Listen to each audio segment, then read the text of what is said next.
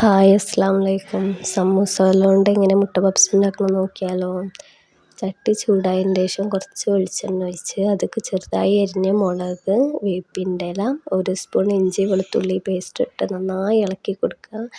അതിൻ്റെയൊക്കെ പച്ചമണമൊക്കെ മാറി വാടി വന്നതിന് ശേഷം ഒരു വെല്ലുള്ളി ചെറുതായി അരിഞ്ഞത്, ചെറിയ പീസ് കേബേജ്, പിന്നെ ഉപ്പിട്ട് നന്നായി വാട്ടിയെടുക്കാം.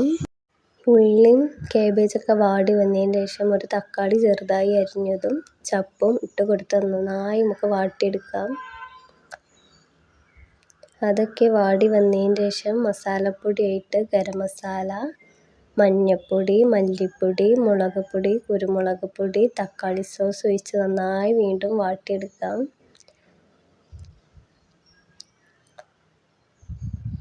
അങ്ങനെ അതൊക്കെ വാടി വന്നതിന് ശേഷം ഒരു ഉരുളൻകിഴങ്ങ് പീങ്ങിയത് കുത്തിയുടച്ചതായി ഇട്ടെടുത്ത് നന്നായി ഇളക്കിയെടുക്കുക.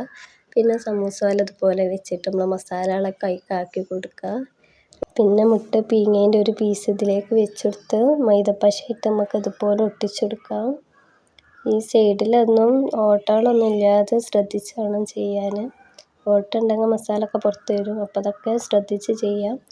പിന്നെ ഇതെല്ലാം ഒന്ന് നമുക്ക് പൊരിച്ചെടുക്കാം.